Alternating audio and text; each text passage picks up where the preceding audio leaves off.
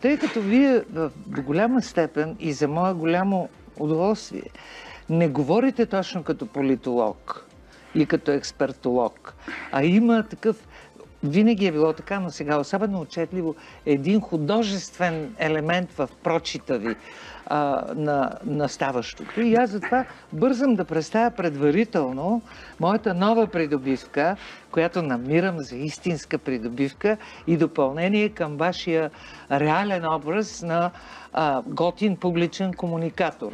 Сирените на небесната полиция. Но това не е призив към българската полиция да започне да действа като небесни сили, нали, ефективно. Това е поетична книга. Вътре има страхотно интересни стихотворения.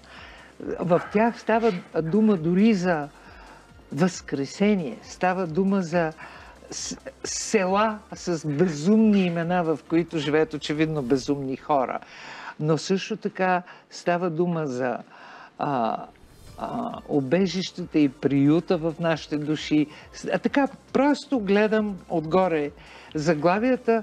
Мръсна песен за докладване, например. И освен това, много ми харесва. И освен това съм ги пял в YouTube. Да, те са в YouTube, а илюстрациите са на самия Беров. И също българският политически живот е сравнително скучен и сравнително плитък за безбрежния талант на колегата Беров. Не, има някакви такива брегове, но те са в мъглата някъде се крият. Но исках да добавя нещо задължително. Някъде към около 20 април ще има официално представяне на книгата. Точно кога ще бъде, може да се разбере от сайта на издателство Библиотека България. Това да, Иво Беров е носител на награда за поезия, искам да ви кажа. Да, с тази книга точно. Точно с тази книга, с удоволствие ще я чета и даже някой път ще го поканя съвсем скоро да си направим едни 20 минути с четене.